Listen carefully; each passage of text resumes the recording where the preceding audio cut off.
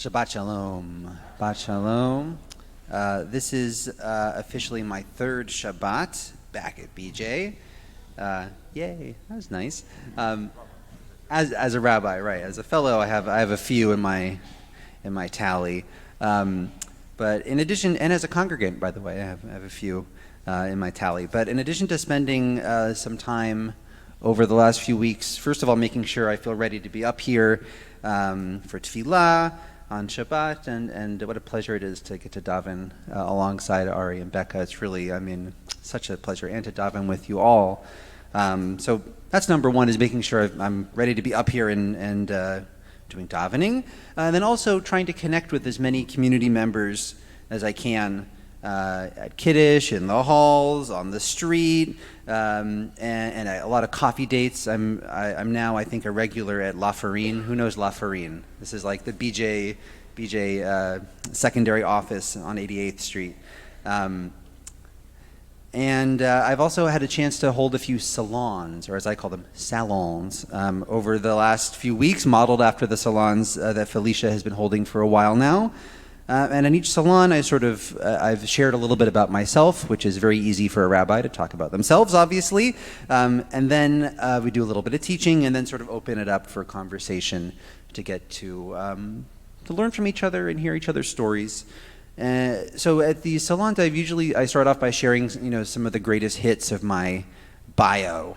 I grew up outside of LA. I went to Brandeis. I ended up at Hadar after some wandering, and then at JTS, and then here at BJ, and then served a congregation in Columbus, Ohio for 10 years.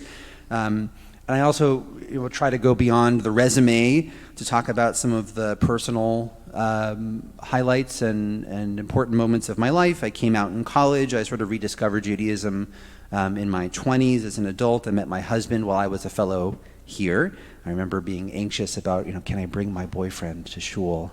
As a fellow, am I allowed to? And it turned out okay, because now we're married. I talk about, and our engagement was here, and I think we had our ufruf here. I lost my mother while I was a fellow here, and said Kaddish here. So I talk about all that, and also talk about, in Ohio, I acquired 2 kids and a dog over the course of 10 years, and a mortgage. So I've shared, all this in various ways, but I found that I sort of hit a bump in the road in my sort of practiced narrative about myself, because I feel very comfortable sharing about a lot of my major milestones, because it happens pretty often as a rabbi. You're sort of called upon to share about yourself, and in pastoral care training, they often talk about use of self, quote unquote, use of self. I think that's also a therapy term. I was going to say if there's any therapist here, but this is the Upper West Side. I'm sure there's a few therapists here, right? So use of self, right? How and when you use your own personal life and story and personal information in a therapeutic context, or in a pastoral context, or in a rabbinic context. Not because you're trying to unburden yourself, or I'm not trying to use the congregation as my therapists. Again, there's plenty I can actually hire, but choosing to use something about yourself as a way to illustrate something, or to connect with people in a prepared way, and in an authentic way, but in a way that isn't just sort of dumping on somebody. So when it comes to summing up like the last 10 years of my life and my decade of service in Columbus, Ohio, not Avenue, although I do live on Columbus Avenue now, but I sort of blanked about what to say, because I'm realizing that I don't really have like a packaged narrative that's easily digestible yet about this time in my life. It's sort of hard to figure out how to wrap up such a big and important time in my life in a nice package with a bow on top, to share at a cocktail hour or at a salon or whatever. And it's not that I can't really share the details or the resume points. It's that I haven't really found a way, I think, to really encapsulate and articulate what the Torah of this time in my life is and was yet. And that's sort of like an ongoing inner process, right? This isn't about a lack of facts or historical record, because I think we all have truths in our lives that illustrate something deep and real about ourselves or our families or our relationships that don't really 100% necessarily depend on the verifiable facts, but they are very true. So for example, I learned a story about my grandfather of blessed memory, who I never met, Saul Braver. As a kid, I was told that he served in the army during the war. He didn't really like authority, and he was sort of discharged. And later, I had lunch actually with a distant relative many, many years ago who knew my grandfather, and she said, "Oh, I know this story. His superior officer called him an anti-Jewish slur that I will not repeat from the bima, and he punched him in the face, and that is why he was discharged." I said, "Oh, wow." And then a cousin of mine more recently has been transcribing my grandfather's letters, handwritten letters to my grandmother during the war, and I've been reading through them. I have not seen this incident yet described in the letters of punching his superior officer, but the story sort of still lives in my family memory and history as an encapsulation of something about Saul Braver and who he was. And so whether or not it's sort of factually verifiable, it still feels very essentially true, I think, in my family about who my grandfather is or was. The book of Devarim, which we're about to start, provides, I think, that sort of experience for us as Jews and as readers of the Torah. In Hebrew, Devarim means words, because the first couple words of Devarim are Ele hadvarim asher diber Moshe. Right? These are the words that Moses spoke. In English, this is one of the few times I think where the English name actually captures something quite deep about it. In English, it's Deuteronomy, from the Greek deuteronomos, the second law. And so this is really Moshe's second telling of his life, of what he knows about the story of the Jewish people from Exodus, Leviticus, and Numbers. And so Devarim is famous for a number of moments in Moshe's second telling where it's different than the first telling. All right, so just a couple examples. Yitro, his father-in-law, famously gives Moshe the idea to appoint appellate judges and lower judges to deal with, the mishigash that comes up in dealing with, 600,000 people or whatever, and he can deal with the most important cases. Here in Devarim, it's Moshe's idea, and his poor father-in-law. What happened to him, right? In Devarim, in Bamidbar, in the book of Numbers, God commands that scouts be sent to spy out the promised land, and it leads to a disaster when they come back and say it's impossible to capture. In Devarim, the people come to Moshe and say, we should do this, and Moshe is like, okay, fine, all right? Elsewhere in the Torah, it seems like sacrifices are sort of offered all over the place in local shrines and things like that. In Devarim, it is very much centralized, b'makom asher yivchar, in the place that God will choose, which is Jerusalem, right? Sort of representing the centralization of the sacrificial cult in one place. So if you ask biblical scholars, what's the difference between all these different variations between what's happening in Exodus, Leviticus, and Numbers, and then what Moshe says again in Deuteronomy, the academic perspective is, these are different sources.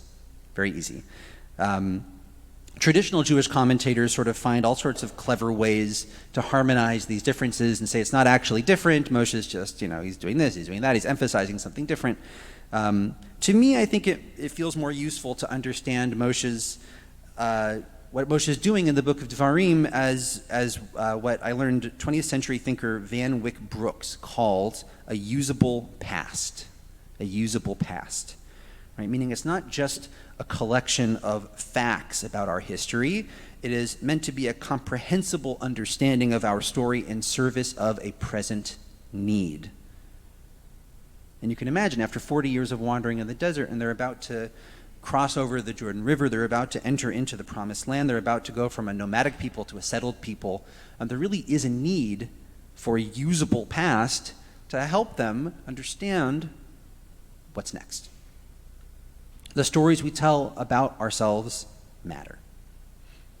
This idea is reflected in, I think, a traditional vision of the book of Devarim from the sages, which is that it's a book of tochecha, which usually you translate as sort of rebuke, but I think we can sort of soften it and say, it's a way of learning about the mistakes of our past for an uncertain future. And so by by thinking about and talking about the different failures and errors of the wilderness generation, Moshe sort of hopes to prepare the people to meet the challenges that their parents failed to overcome. Taking stock of our past and understanding its lessons is not just something we need to do as objective historians, but as full human beings who are invested in making meaning and moving forward. It's a process that's deeply embedded in our Jewish calendar. It culminates in, I think, exactly 8 weeks from now on the High Holidays, right? Are you ready? High Holy Days? High Holy Days, not High Holidays. I have to unlearn my pronunciation from my previous life, the High Holy Days. But the High Holy Day season truly doesn't begin just on Rosh Hashanah, and it doesn't even begin in Elul, which is the month that precedes where we're supposed to sort of get ready and do the introspection and cheshbon nefesh that gets us ready. But I am a fan of the theory that the High Holiday season begins on Tisha B'Av, which is coming up on Wednesday night, right? The fast that marks the destruction of the temple in Jerusalem 2,000 years ago, and then before that, even 2,500 and change years ago. Alan Liu, in his Touchstone book, This Is Real and You Are Completely Unprepared, who has read Rabbi Liu's book? It's a popular book. It's a great, great, great book. I read at least part of it every year before the holidays. So Rabbi Liu makes the case that Tisha B'Av is the start of the days of awe, because it's the start of this process of sort of rethinking our narratives about ourself and our community and our people and our world. So this is a little excerpt from his book. Neither the rabbis nor Moses cared a fig about history. They weren't historians. They were spiritual leaders, and spiritually the only question worth asking about any conflict or any recurring catastrophe is, what is my responsibility? How can I prevent it from happening again? When things go bad, there is an enormous temptation to blame it on externals, on the evil of others, or on an unlucky turn of events.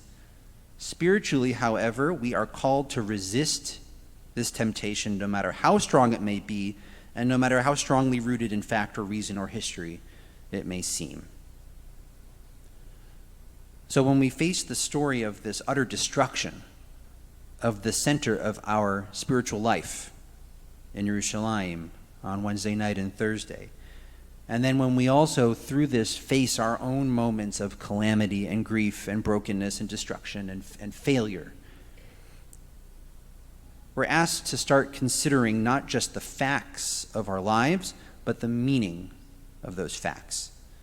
And if we can face it on Tisha B'Av, if we can face the death and destruction and loss and suffering, and if we can begin to sort of move forward from it, then maybe we are ready to face ourselves and to start the work of transformation that the High Holidays asks of us through doing tshuva, turning, repentance, repair. One of my favorite stories about the sort of work of creating a usable past and examining our lives and finding meaning in it is a story I've told many times about Kalonymus Kalman Epstein, who is a Rebbe from the 19th century. The Maor Vashemesh is his sefer, his book.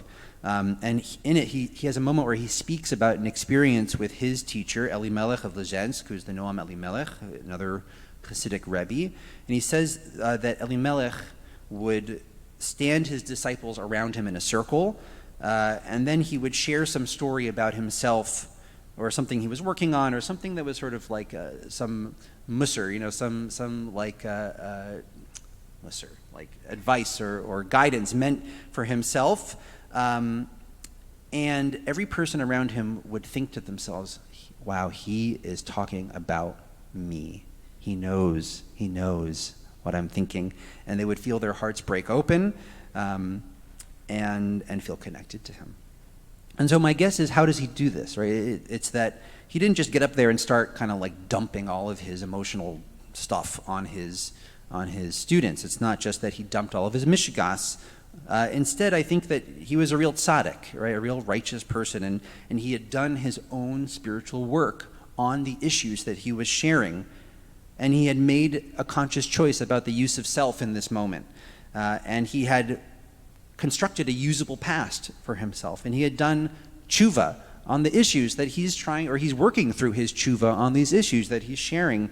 And he'd done the tochecha, the rebuke on himself, or received maybe some tochecha. And so when he speaks about this to his disciples, they can feel it, because he had explored his own inner life and then came to share that with others. Right? That's a difference between just dumping the raw sewage, of your stuff, versus processing it and thinking about it. This is the work of taking the word echa, right? Echa, which is the mournful cry, why, how, alas, woe. It starts the book of Lamentations that we're going to read on Wednesday night, and transforming it into a different word with the same letters, Aleph Yud Kaf He, Ayeka, which is a question. The question that God asks Adam and Eve in the garden. Ayeka means, where are you? Where are you? Where are you spiritually? What meaning are you making in this moment? And how are you transforming this moment of Echa, of calamity, into a moment of Ayeka? Where am I? Where am I going? What does this mean to me? Moshe echoes the same Echa cry in the Torah portion, where he says, Echa esa levadi tirchechem umasechem v'rivchem. How can I, Echa, oy, what am I doing, right? Echa, how can I bear alone the trouble and the burden and the bickering of all you people? It's more than a cry about needing some help managing the people. It's, I think, Moshe sort of recounting the existential crisis of his leadership for 4 decades. He could have experienced all the complaining and suffering and rebellion and death of the last 40 years of his life as just one long Echa, one long ugh. But somehow he manages to turn that Echa into an Ayeka, the where are you, for himself and his people, and he transforms that Echa, which is toward the beginning of the book of Devarim, into the whole book of Devarim, Deuteronomy, right? The Deuteronomos, the second telling, 30 chapters or so of a speech that he is giving. And he is, I think, trying to create a usable past for himself and for the people through these Devarim, through these words that he uses to explore what in a lesser person could just be an Echa, oy. Making a usable past out of 4 decades of tumult that could have been understood as meaningless, but instead has the core deep meaning of our entire tradition for a couple thousand years.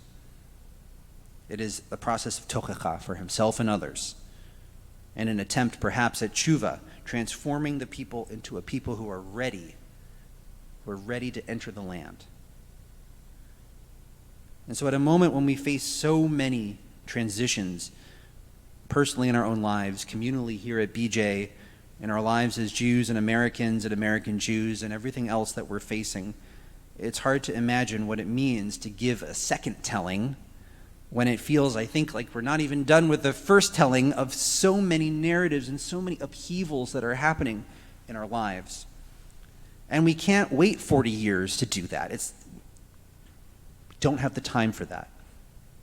We need to make meaning now, right? We can't give up our moral agency for a later date, even though we know that a later date is probably when we're going to reach consensus and deeper meaning will sort of emerge in a broader way. But even when we're overtaken by events, part of the process of tshuva we're about to embark on is about awakening our latent ability to imagine looking back at this moment with the wisdom of hindsight. And what is tshuva if not being able to take our deepest wounds and our greatest mistakes and give them a second telling? And what is Tisha B'Av if not being able to confront our deepest moments of pain and to have the courage to look them in the face in the hopes that some deeper meaning might emerge and take shape? So as we begin Deuteronomy, Devarim, the second telling, the words that come to make meaning of suffering, and as we enter into Tisha B'Av and we think about all we have to lament as Jews and humans, we're also taking, I think, this first step toward the Yamim Noraim in our yearly attempt at transformation. Let's journey toward that work b'yachad, together. Shabbat Shalom.